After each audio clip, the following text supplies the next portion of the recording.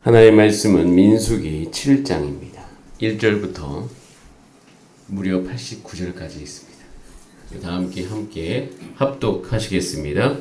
모세가 장막 세우기를 끝내고 그것에 기름을 발라 거룩히 구별하고 또 그 모든 기구와 제단과 그 모든 기물에 기름을 발라 거룩히 구별한 날에 이스라엘 지휘관들 곧 그들의 조상의 가문의 우두머리들이요 그 지파의 지휘관으로서 그 계수함을 받은 자의 감독된 자들이 헌물을 드렸으니 그들이 여호와께 드린 헌물은 덮개 있는 수레 6대와 소 12마리이니 지휘관 2사람에게 수레가 하나씩이요 지휘관 1사람에게 소가 1마리씩이라 그것들을 장막 앞에 드린지라 여호와께서 모세에게 말씀하여 이르시되 그것을 그들에게서 받아 레위인에게 주어 각기 직임대로 회막 봉사에 쓰게 할지니라. 모세가 수레와 소를 받아 레위인에게 주었으니 곧 게르손 자손들에게는 그들의 직임대로 수레 2과 소 4마리를 주었고 무라리 자손들에게는 그들의 직임대로 수레 4과 소 8마리를 주고 제사장 아론의 아들 이다말에게 감독하게 하였으나 고아 자손에게는 주지 아니하였으니 그들의 성소의 직임은 그 어깨로 매는 일을 하는 까닭이었더라. 제단에 기름을 바르던 날에 지휘관들이 제단의 봉헌을 위하여 헌물을 가져다가 그 헌물을 제단 앞에 드리니라. 여호와께서 모세에게 이르시기를 지휘관들은 하루 1사람씩 제단에 봉헌물을 드릴지니라 하셨더라. 첫째 날에 헌물을 드린 자는 유다 지파 암미나답의 아들 나손이라.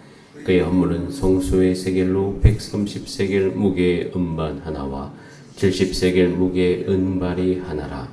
이 2 그릇에는 소재물로 기름 섞은 고운 가루를 채웠고 또 10세겔의 무게의 근 그릇 하나라. 그것에는 향을 채웠고 또 번제물로 수송아지 1마리와 수작 1마리와 1년 된 어리 숫양 1마리이며 속죄제물로 숫염소 1마리이며 화목제물로 소 2마리와 숫양 5마리와 숫염소 5마리와 1년 된 어리 숫양 5마리라. 이는 아미나답의 아들 나손의 헌물이었더라. 둘째 날에는 이사갈의 지휘관 수알의 아들 느다엘의 헌물을 드렸으니 그가 드린 헌물도 성소의 세겔로 130세겔 무게의 음반 하나와 70세겔 무게의 은발이 하나라. 이 2 그릇에는 소재물로 기름 섞은 고운 가루를 채웠고 또 10세겔 무게의 금그릇 하나라.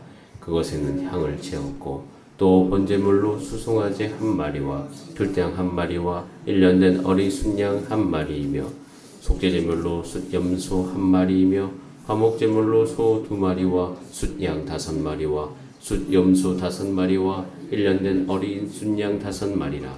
이는 수알의 아들 느다넬의 헌물이었더라.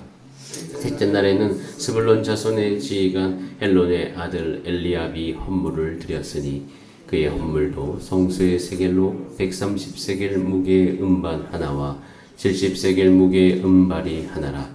이 2 그릇에는 소재물로 기름 섞은 고운 가루를 채웠고 또 10세겔 무게의 근 그릇 하나라. 이것에는 향을 채웠고 또 번제물로 숫송아지 1마리와 숫양 1마리와 1년 된 어린 숫양 1마리이며 속죄제물로 숫염소 1마리이며 화목제물로 소 2마리와 숫양 5마리와 숫염소 5마리와 1년 된 어린 숫양 5마리라. 이는 헬론의 아들 엘리압의 헌물이었더라.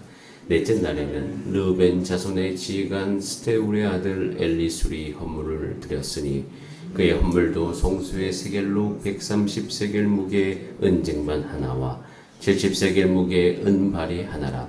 이 2 그릇에는 소재물로 기름 섞은 고운 가루를 채웠고 또 10세겔 무게의 금그릇 하나라.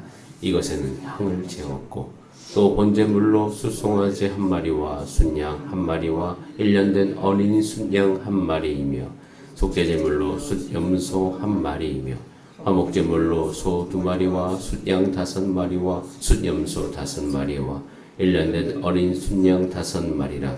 이는 스데울의 아들 엘리술의 헌물이었더라.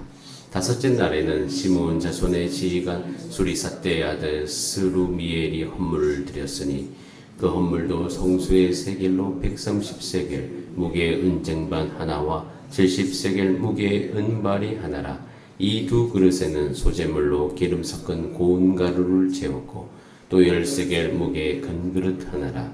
이것에는 향을 채웠고 또 번제물로 숫송아지 한 마리와 숫양 한 마리와 1년 된 어린 순양 한 마리이며 속죄제물로 숫염소 한 마리이며 화목제물로 소 2마리와 순양 5마리와 숫염소 5마리와 1년 된 어린 순양 5마리라. 이는 수리삿대의 아들 슬루미엘의 헌물이었더라. 여섯째 날에는 갓 자손의 지휘관 두엘의 아들 엘리아삽이 헌물을 드렸으니 그의 헌물도 성수의 세겔로 130세겔 무게의 은쟁반 하나와 70세겔 무게의 은발이 하나라. 이 두 그릇에는 소재물로 기름 섞은 고운 가루를 채웠고 또 10세겔 무게의 금그릇 하나라. 이것에는 향을 채웠고 또 번제물로 수송아지 한 마리와 순양 한 마리와 1년 된 어린 순양 한 마리이며 속죄제물로 숫염소 한 마리이며 화목제물로 소 2마리와 순양 5마리와 숫염소 5마리와 1년 된 어린 순양 5마리라. 이는 두엘의 아들 엘리아삽의 헌물이었더라. 일곱째 날에는 에브라임 자손의 지휘관 암미우스의 아들 엘리사마가 헌물을 드렸으니 그의 헌물도 성수의 세겔로 130세겔 무게의 은쟁반 하나와 70세겔 무게의 은발이 하나라. 이 두 그릇에는 소재물로 기름 섞은 고운 가루를 채웠고 또 10세겔 무게의 금그릇 하나라. 이것에는 향을 채웠고 또 번제물로 수송아지 한 마리와 숫양 한 마리와 1년 된 어린 순양 한 마리이며 속죄제물로 숫염소 한 마리이며 화목제물로 소 2마리와 순양 5마리와 순염소 5마리와 1년 된 어린 순양 5마리라. 이는 암미우스의 아들 엘리사마의 헌물이었더라. 여덟째 날에는 므낫세 자손의 지휘관 부다술의 아들 가말리엘이 헌물을 드렸으니 그 헌물도 성수의 세겔로 130세겔 무게의 은쟁반 하나와 70세겔 무게의 은발이 하나라. 이 두 그릇에는 소재물로 기름 섞은 고운 가루를 채웠고 또 10세겔 무게의 금그릇 하나라. 이것에는 향을 채웠고 또 번제물로 수송아지 한 마리와 숫양 한 마리와 1년 된 어린 순양 한 마리이며 속죄제물로 숫염소 한 마리이며 화목제물로 소 2마리와 숫양 5마리와 숫염소 5마리와 1년 된 어린 순양 5마리라. 이는 부다술의 아들 가말리엘의 헌물이었더라. 아홉째 날에는 베냐민 자손의 지휘관 기도우니의 아들 아비단이 헌물을 드렸으니 그의 헌물도 성수의 세겔로 130세겔 무게의 은쟁반 하나와 70세겔 무게의 은발이 하나라. 이 두 그릇에는 소재물로 기름 섞은 고운 가루를 채웠고 또 10세겔 무게의 금그릇 하나라. 이것에는 향을 채웠고 또 번제물로 수송아지 한 마리와 숫양 한 마리와 1년 된 어린 순양 한 마리이며 속죄제물로 숫염소 한 마리이며 화목제물로 소 2마리와 순양 5마리와 순염소 5마리와 1년 된 어린 순양 5마리라. 이는 기드온의 아들 아비난의 헌물이었더라. 열째 날에는 단 자손의 지휘관 암미사대의 아들 아히에셀이 헌물을 드렸으니 그의 헌물도 성수의 세겔로 130세겔 무게의 은쟁반 하나와 70세겔 무게의 은발이 하나라. 이 두 그릇에는 소재물로 기름 섞은 고운 가루를 채웠고 또 10세겔 무게의 금그릇 하나라. 이것에는 향을 채웠고 또 번제물로 수송아지 한 마리와 순양 한 마리와 1년 된 어린 순양 한 마리이며 속죄제물로 숫염소 한 마리이며 화목제물로 소 2마리와 순양 5마리와 순염도 5마리와 1년 된 어린 순양 5마리라. 이는 암미사대의 아들 아히에셀의 헌물이었더라. 11째 날에는 아셀 자손의 지휘관 오그란의 아들 바기엘이 헌물을 드렸으니 그의 헌물도 성수의 세겔로 130세겔 무게의 은쟁반 하나와 70세겔 무게의 은발이 하나라. 이 두 그릇에는 소재물로 기름 섞은 고운 가루를 채웠고 또 10세겔 무게의 큰 그릇 하나라. 이것에는 향을 채웠고 또 번제물로 수송아지 한 마리와 숫양 한 마리와 1년 된 어린 순양 한 마리이며 속죄제물로 순염소 한 마리이며 화목제물로 소 2마리와 순양 5마리와 순염소 5마리와 1년 된 어린 순양 5마리라. 이는 오그란의 아들 바기엘의 헌물이었더라. 12째 날에는 납달리 자손의 지휘관 에난의 아들 아이아라가 선번물을 드렸으니 헌물도 성수의 세겔로 130세겔 무게의 은쟁반 하나와 70세겔 무게의 은발이 하나라. 이 두 그릇에는 소재물로 기름 섞은 고운 가루를 채웠고 또 10세겔 무게의 금그릇 하나라.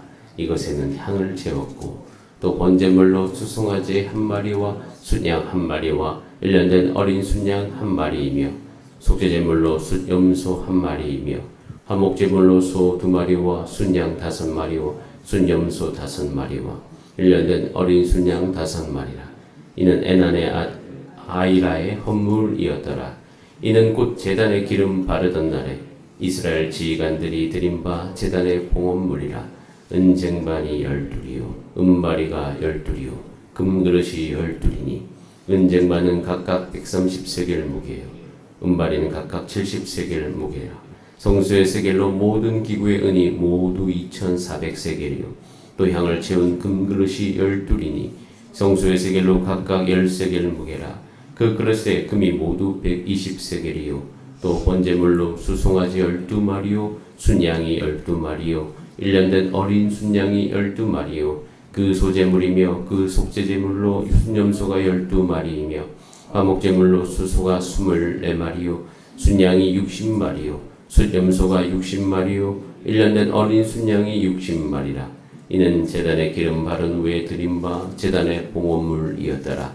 모세가 회막에 들어가서 여호와께 말하려 할 때 증거궤 속죄소 위에 두 그룹 사이에서 자기에게 말씀하시는 목소리를 들었으니 여호와께서 그에게 말씀하심이었더라. 아멘. 다 함께 기도드리겠습니다. 모두를 사랑하시고 하나님이 사랑하시는 그 백성 한 명도 한 사람도 하나님께 소외됨이 없기에 원하시는 하나님 아버지, 모두를 사랑하시는 하나님 아버지의 마음을 우리가 느낄 때마다 우리가 어떻게 살아야 될지가 주님 보입니다. 주님, 우리도 또한 하나님의 그 마음을 닮아 우리가 그 아버지의 마음을 시원하게 해드리는 우리의 삶이 되게 하여 주시옵소서. 하나님의 사랑이 우리를 통해서 드러나게 하여 주시고 이 땅에 예수 그리스도를 보내신 그 하나님 아버지의 마음이 얼마나 크신지 얼마나 기쁘신지를 우리가 깨닫게 하여 주시고 우리 또한 성령의 충만함을 사모하면서 그렇게 살기를 오늘도 간구하오니 바라는 모든 자마다 다 누리게 하여 주시옵소서. 주의 말씀 앞으로 나아갑니다. 하나님 성령으로 충만하게 하여 주시고 지혜와 계시의 정신을 주시고 오늘도 응답받는 기도의 은총을 누릴 수 있도록 역사하여 주시옵소서. 예수님의 이름으로 기도드립니다. 아멘.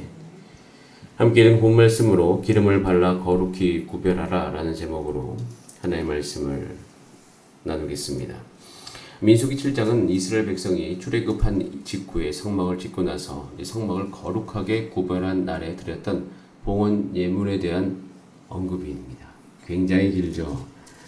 출애굽기 40장에 성막 봉헌에 대한 말씀이 나오고 레위기를 지난 민수기로 넘어오면서 우리가 이제 연대기적인 흐름을 놓칠 수 있겠으나 그러나 여기 나온 사건은 출애굽 초기에 성막을 짓고 나서 이제는 본격적으로 광야 여정이 시작하기 전에 이스라엘 백성이 회막을 짓고 또 제물 봉헌 과정을 기술하고 있습니다. 자, 여기에 담겨 있는 것은 하나님이 지금 민수기 이제 1장부터 쭉 달아오시면서 한 가지 중요한 작업을 하고 계시는데 그것은 이 이스라엘이 하나가 되어서 걷게 하신다는 거예요. 12지파가 모여있는데 이제는 하나가 되게 하신다는 거예요. 12지파는 하나가 되기 굉장히 어려운데 그들의 모든 정체성 안에, 그들의 위치 안에, 또 그들이 하고자 하는 그 일 안에, 또 그들의 모든 한 명 한 명의 그 가치 안에 하나님께서는 이제 모두를 다 묶으시고 그 안에서 하나가 되게 하신다는 사실입니다. 그 원리들이 한 장 한 장에 다 나와 있는 거예요. 하나님이 다 자신의 것을 삼으시고 그 안에서 하나님이 그들 안에서 서로 유기적으로 같이 하나가 되게 하시고 또 걷게 하시고 싸우게 하시는 것을 우리는 볼 수 있습니다. 그 원리 세 가지만 짧게 나눠보겠습니다. 자, 1절 말씀 같이 한번 읽어봅니다. 시작. 모세가 장막 세우기를 끝내고 그것에 기름을 발라 거룩히 구별하고 또 그 모든 기구와 제단과 그 모든 기물에 기름을 발라 거룩히 구별한 날에라고 되어 있습니다. 기름을 발라 평범한 것을 거룩하게 합니다. 이것이 첫 번째 원리. 그리고 그것이 하나님의 것이 되게 하는 거예요. 그러면 기름을 발라 거룩히 구별하는 것은 평범한 것이지만 그것이 하나님의 것이 되는 방법인 것입니다. 이것이 이제 창세기 28장에 보면 나오는데 창세기 28장 18절 19절에 야곱이 등장합니다. 야곱은 기름 붓는 걸 참 잘하거든요. 참 좋아해. 이유가 있어요. 야곱이 아침에 일찍이 일어나 베개로 삼았던 돌.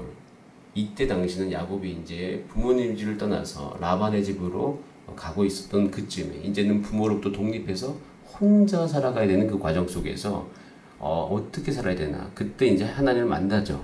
그래서 야곱이 아침에 일찍 일어나 베개로 삼았던 돌을 가져다가 기둥으로 세우고 그 위에 기름을 붓습니다. 돌에 기름을 부어서 19절에 보면 그곳 이름을 베델이라 하였으니 이 성의 옛 이름은 루스더라. 자, 이러고 지나가는 줄 알았는데 이제 이 상태가 이제 창세기 31장 13절에 가면 여러분 참 놀라운 고백이 하나 나와요. 그러니까 놀라운 고백이라고나 하나님께서 이렇게 말씀하세요. 나는 베델의 하나님이라. 너가 거기서 기둥에 기름을 붓고 그 다음 말이 너무 중요한데 거기서 나에게 서원하였으니 지금 일어나 이곳을 떠나 내 출생지로 돌아가라 하셨느니라. 하나님께서 야곱에게 나타나서 나는 베델의 하나님이다. 여러분 이것은 대단한 선언이에요. 대단한 선언입니다. 여러분 꼭 기억하셔요. 저는 이 창세기 31장 13절의 말씀이 여러분과 하나님과 관계 가운데도 일어나게 되기를 바랍니다. 창세기 28장에서 야곱의 행동을 보시고 하나님이 자신의 이름을 베델의 하나님이라 얘기하시는 거예요. 즉 여러분에게 나타나셔서 나는 뭐 부천의 하나님이다. 여러분이 난 지역, 여러분이 있는 그 지역, 여러분이 하나님과 만났던 그 특별한 여러분의 개인의 사건을 가지고 하나님께서 나타나셔서 그 개인의 사건을 통해서 나는 이 하나님이다. 너의 하나님이다. 아주 구체적으로 한 개인의 하나님뿐만 아니라 야곱에게 있었던 아주 중요한 경험을 통해서 그 경험 속에서 함께 계셨던 하나님이라 말씀하시는 거예요. 주사랑교회 하나님, 여월동의 하나님. 이렇게 하나님께서 아주 의미 있게 그 사건을 받아들이시는 것을 볼 수가 있습니다. 그리고 베델에서 돌을 가져다가 기름을 붓는 사건을 향해서 하나님께서 이렇게까지 표현해서 거기서 내게 서원하였으니. 이 서원이라는 단어가 창세기에서 딱 2번 나오는데 여기에 등장을 해요. 거기서 내게 서원하였다. 그러니까 하나님께서는 야곱이 기름을 붓는 행동을 할 때 그때 서원을 했다라고 여기시는 거예요. 여러분 기름을 발라 지금 이제 민수기 7장 1절에서 이제 기름을 발라 하나님의 것이 되게 하는데 이 과정 속에서 하나님께서 받으시는 것은 뭐냐면 이것을 서원으로 받으시는 거예요. 이걸 온전히 하나님의 것으로서 받으시는 겁니다. 여러분 그러면요 하나님의 것으로 되어지는 그 순간 하나님은 그 서원 안에서 자유롭게 역사하셔요. 여러분 이 서원의 개념을 확장해야 됩니다. 우리가 서원하면 뭔가 꼭 지켜야 될 것, 내가 힘든데 꼭 지켜야 될 것 이렇게 생각하는데요. 여러분 하나님에 대한 서원을 이제 여러분 나타날 때만 한번 동그라미 쳐서 읽어보세요. 하나님께 서원한 그 영역 있잖아요. 그 영역에서는 하나님께서 자유롭게 일하십니다. 여러분 자녀를 서원해 보세요. 하나님께서 자녀의 삶 가운데 자유롭게 일하시기 시작하십니다. 그러니까 부르신 곳에서는 하나님께 서원하는 것을 원합니다. 저도 제 삶을 하나님 부르심 안에서 목회자로서 드렸습니다. 그때부터 하나님께서 저희 삶 가운데 역사하기 시작하셨습니다. 저희 연약함, 저희 부족함, 이거 뭐 누구보다 가족이 다 잘 알죠. 예, 다 잘 압니다. 그런데도 불구하고 한 가지 분명한 것은 이런 저에게 하나님이 함께 하시고 하나님이 일하시는 것이잖아요. 그렇기 때문에 여러분 우리의 삶이 하나님께서 자유롭게 역사하시는 것이 전 여러분의 관심이 되기를 바랍니다. 거기에 관심을 주세요. 그래서 기간장으로 서원한 여러분, 하나님께서 여러분의 삶 가운데 자유롭게 역사하실 것입니다. 마디장 교사로 서원한 여러분들, 하나님께서 하나님의 은혜로 여러분 가운데 풍성하게 나타내시고 하나님 마음껏 역사하실 것이에요. 그래서 우리 교회 안에서는 그렇게 하나님께서 자유롭게 역사하시도록 해야 돼요. 여러분, 이스라엘 백성들이 하나가 될 수 있는 방법은 하나님께서 온 진영 가운데 역사하셔야 돼요. 그래서 아픈 자들을 낫게 해주셔야 되고, 힘든 자들을 회복시켜 주셔야 되고요. 관계 가운데 틀어진 자들을 주께서 하나님께서 온전히 가게 해주셔야 되고, 이 모든 상황 속에 전쟁 시에는 어떻게 전쟁하게 해주셔야 되고, 또 하나가 돼서 하나님이 하실 일이 참 많아요. 하나님이 하실 일이 참 많습니다. 2024년 하나님이 주사랑교회 여러분 가정에서 하실 일이 많으십니다. 그렇기 때문에 하나님을 자유롭게 해드려야 돼요. 하나님께서 충분히 역사하실 수 있도록. 그렇기 때문에 두 번째 원리가 나오는데, 자, 두 번째 원리 우리 같이 한번 9절 말씀 한번 읽어볼까요? 9절. 한참 돌아가야 되는데 9절. 자, 9절 읽어봅니다. 시작. 고아 자손에게는 주지 아니하였으니 그들의 성소의 직임은 그 어깨로 매는 일을 하는 까닭이었더라 라고 되어 있습니다. 이제 이스라엘 백성들이 선막을 완성하고 이제는 광야로 들어가면 걸어야 되잖아요. 자, 그럴 때 이제 수레 6대와 소 12마리를 이제 그 레위인들이 쓸 수 있도록 주잖아요. 우선은 무라리 자손이 소 8마리 제일 많이 받습니다. 소 8마리 받고 수레 4대를 받습니다. 자, 그 다음에 나머지 소와 수레를 다 누가 받아요? 게르손 자손이 받아요.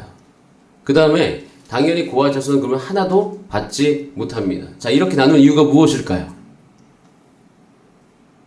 무게순입니다. 무게순. 예, 무게순이에요. 예, 무라리 자손이 성막의 도구 중에서 가장 무거운 것을 운반합니다. 골격을 형성하는 목재류를 운반하는 사람이 누구예요? 무라리 자손이에요. 그렇기 때문에 소 8마리와 수레 4대를 받는 거예요. 자, 게르손 자손은 무엇을 운반하죠? 천이나 가죽 종류, 그러니까 장막의 외형을 이루는 기물들을 운반해야 되기 때문에 무라리 자손보다는 그렇게 기물들의 무게가 나가지 않습니다. 그래서 그거에 몇 개를 받아요? 반을 받아요, 정확하게. 자, 그 다음에 마지막 고아 자손은요, 그 회막 안에 있는 중요한 성물들 있잖아요. 아주 이제 무게는 나가지 않습니다. 그런데 그렇기 때문에 그들은 어떻게 해야 돼요? 항상 운반해야 돼요. 어깨에 지고 운반해야 됩니다. 자, 이렇게 배분한 이유는 차등을 두기 위함입니까? 아니면 각자의 사명에 따라서 적절하게 배분하신 겁니까? 예, 적절하게 배분하신 거죠. 그럼 나중에 이제 민수기를 읽으면서 이 레위인들이 가끔씩 문제를 일으키는데 누가 가장 큰 문제를 일으킨지 아십니까? 고아 자손입니다. 고아 자손이 나중에 굉장히 많이 문제를 일으켜요. 상대적으로 힘든 일을 했던 게르손 자손이나 무라리 자손이 불만이 생겨서 반항할 줄 아는데 현실은 이와 다르게 하나님을 가장 가까이 다루는 그 성물을 섬기는 자들 가운데 큰 불만과 실수가 나왔다는 거예요. 이걸 통해서 우리가 볼 수 있는 것은 고아 자손이 영적인 교만에 빠졌던 경우가 굉장히 많습니다. 그래서 모세의 리더십에 직접 반기를 들었던 경우가 많아요. 그리고 나중에 후대에는 어떻게 돼요? 아주 유명한 일화가 있죠. 아비나답의 아들 우사가 교만이 생겨서 법궤는 어떻게 운반해냐면 메고 운반해야 되죠. 근데 나중에 그걸 하다가 이제 어떻게 하는가? 이제 수레에다가 운반하려고 해요. 그러다 어떻게 덜컹거리는 순간 법궤가 떨어지려고 할 때 법궤를 만지는 바람에 죽게 됩니다. 이런 거 안에서 하나님께서는 모든 직임을 다 빠짐없이 다 적절하게 하게 하셨는데 남과 비교하고 또 여러 가지 모든 상황 속에서 영적인 교만이 빠질 수 있더라. 그렇기 때문에 이 장면을 놓고 보면서 우리가 분명히 알 수 있는 것은 우리 삶 가운데 여러분이 주신 그 모든 것을 하나님께서 적절하게 분배하셨으니 하나님의 하나님 주시는 만족함으로 받아들이신 여러분 되시길 바랍니다. 자, 우리 마지막 세 번째는요. 한번 따라할까요? 빠짐없이 챙겨라. 이게 무슨 얘기냐면요. 민수기 7장은 솔직하게 고백드릴게요. 가장 읽기 힘든 성경이에요. 민수기 7장은 그냥 넘어가고 싶습니다. 왜냐하면 별 내용이 그렇게 많은 것 같지 않아요. 특별히 11절부터 88절에, 거의 9절에 이를 때까지 계속 같은 말이 반복되지 않습니까? 예, 날만 반복되고요. 그 다음에, 그래서 저는요, 딱 읽으면, 누구누구 이하동문, 누구누구 이하동문. 하고 빨리 끝내고 싶은데, 이것을 다 하나님께서 찝어서 하셔요. 지파별로 다 언급하실 뿐만 아니라 지파별이 어떻게 해야 되는지 이름을 바꾸면서 이걸 쭉 읽어요. 그래서 제가 어제 힘든데 이걸 그냥 쭉 읽어봤어요.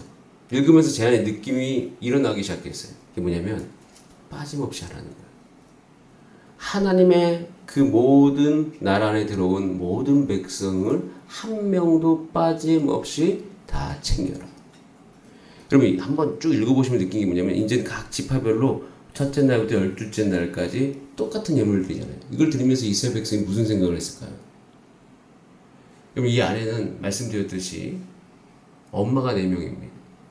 엄마가 4명이고 그리고 이제 걷게 하신 순도 있잖아요. 그러면 이들 머릿속에서 12제자도 자기의 서열을 따졌는데 이들 또한 어떤 상황 속에서 자기의 서열을 따지거나 여러 가지 이 안에서도 하나라고 하지만 힘을 쓰려고 하는 정치라든가 이런 일들이 분명히 존재했을 겁니다. 그런 가운데서 하나님께서 이들에게 주신 메시지는 뭐예요? 너희들은 다 똑같이 나에게 동일한 가치를 지니고 있는 한 지파 한 지파인 것을 이야기해 주십니다. 그리고 한 명도 빠짐없이 그 일들을 하게 행하시는 거죠. 그 가운데 하나님께서 우리 가운데 주시는 것은 뭐냐면 한번 따라할까요? 우리 안에 있는 모든 성도는 다 귀하다. 귀할 뿐만 아니라 똑같이 받아들이고 있으면 한 명도 빠지면 가다가 예를 들어서 누구 이름 한 명 빠진 게 아니라 꼭 그 이름을 언급하고 다 드리고 하는 걸 통하여서 하나님께서는 우리 모두에게 주시는 것은 빠짐없이 하라는 거예요. 근데 빠짐없이 하기 위해서는 사실은 굉장히 애를 써야 됩니다. 애를 써야 돼요. 우리 한 명 한 명 챙기기 위해서는 애를 써야 돼요. 신경을 많이 써야 돼요. 하다 보면 어떻게 해요? 하나 빠뜨려도 되지 않을까? 라는 생각이 들 때 우리는 그것을 경계하셔야 된다는 거예요. 그것이 경계하고 한 걸음 한 걸음 나아갈 때 하나님께서는 하나님의 일을 우리 가운데 하게 하실 뿐만 아니라 우리로 하여금 하나가 되게 하실 줄 믿습니다. 공동체를 운영하실 때 그 공동체 안에 있는 분들의 마음을 잘 살피시고 특별히 그 마음 하나하나를 빠짐없이 챙길 수 있는 리더가 되시길 바랍니다. 리더라면 그 공동체 안에 있는 분들의 마음을 빠짐없이 챙겨야 되는 거예요. 이렇게 말하는 저도 이것을 이야기하면서 부담이 됩니다. 그렇지만 하나님께서 그렇게 하라고 말씀하셨으니 이걸 가지고 하나님 앞에 나아가서 저는 하나님께 기도하게 되기를 소원합니다. 그때 하나님께서 여러분 가운데 지혜를 주실 것이고 여러분들에게 잘 관찰할 수 있게 해주실 거고 또 움직일 수 있도록 하나님께서 인도해 주실 줄 믿습니다. 자, 그런 가운데서 89절 말씀을 읽으면서 결론입니다. 자, 이렇게 다 하고 나면 자, 어떤 일들이 일어나는지 이걸 다 하고 난 거예요. 자, 89절 시작. 모세가 회막에 들어가서 여호와께 말하려 할 때 증거계 속죄소 위에 두 그룹 사이에서 자기에게 말씀하시는 목소리를 들었으니 여호와께서 그에게 말씀하시니이다. 그럼 이것이 얼마나 중요한 사건인지 아십니까? 이제는 이스라엘 백성이 모세를 통하여서 하나님의 말씀이 이들 가운데 흘러들어오기 시작합니다. 이들은 절대 안 져요. 질 수가 없죠. 하나님의 뜻을 알고 그대로 움직여가고 있는데 여러분 2024년 우리 교회가 하나님의 실질적인 음성이 들리고 인도하심이 있고 역사가 일어나는 그런 것을 위해서 이 원리를 잘 기억하면서 한 걸음 한 걸음 걸어가는 저와 여러분이 되기를 간절히 바랍니다. 우리 다 함께 기도하시겠습니다. 우리가 기도할 때 하나님 나의 삶 가운데 말씀하여 주시옵소서. 또 가정 안에서도 이런 일들이 우리 모든 가정과 우리 어머니를 통하여서 있게 하여 주시옵소서. 또 한 가지 하나님 우리 모든 공동체 안에서 리더를 세우셨으니 하나님 그 리더 모든 분들이 주 예수 그리스도 안에서 온전하게 되게 하여 주시옵소서. 오늘 성탄 감사 예배 있습니다. 우리 그 모든 것을 위해서 우리 다 함께 주여 한번 부르신 다음에 합심으로 기도하시겠습니다. 주여